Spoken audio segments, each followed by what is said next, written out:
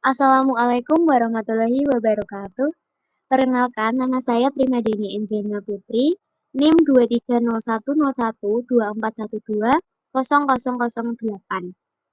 Pada kesempatan kali ini, saya akan menjelaskan mengenai siklus estrus pada sapi. Teman-teman tahu nggak kenapa kita harus mempelajari materi ini? Ya, materi ini penting karena siklus estrus sendiri merupakan dasar dari proses reproduksi pada ternak betina. Dan pemahaman mengenai siklus ini itu sangat membantu dalam pengelolaan reproduksi, baik untuk perkawinan alami maupun inseminasi buatan.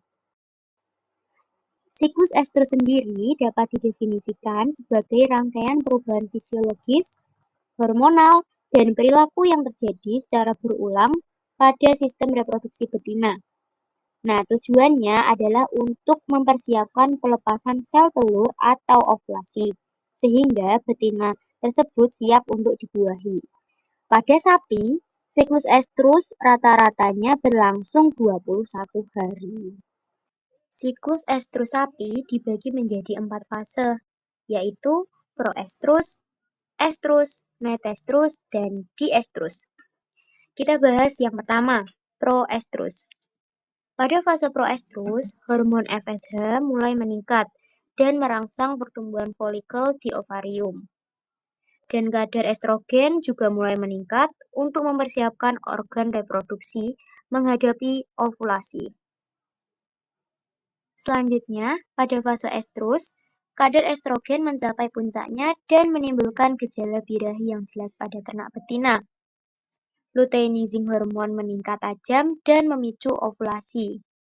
Siklus berlanjut ke fase metestrus, di mana folikel yang pecah akan membentuk korpus hemorrhagicum yang kemudian berubah menjadi korpus luteum dalam waktu 5 hari.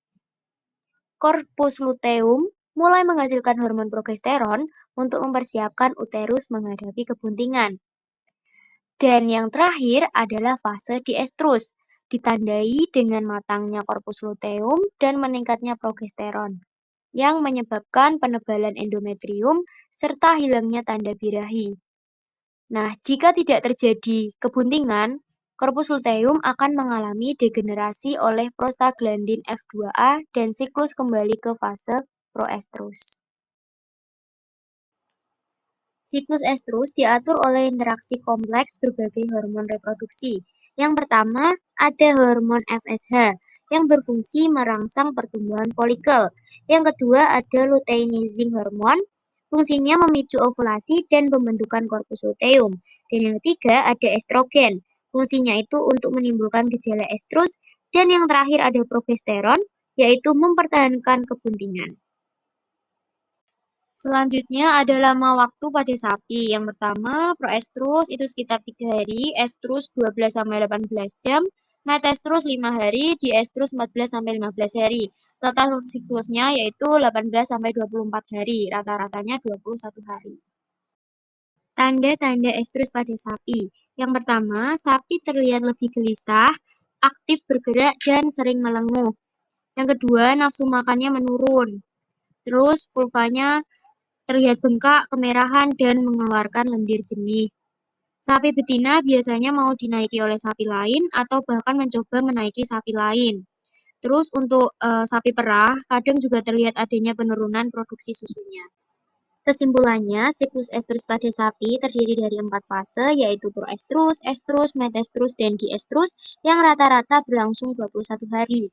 Siklus ini diatur oleh keseimbangan hormon-hormon reproduksi tadi seperti FSH, LH, dan lain sebagainya.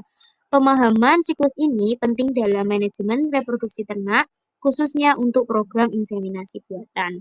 Sekian penjelasan saya tentang siklus estrus pada sapi. Semoga bermanfaat. Wassalamualaikum warahmatullahi wabarakatuh.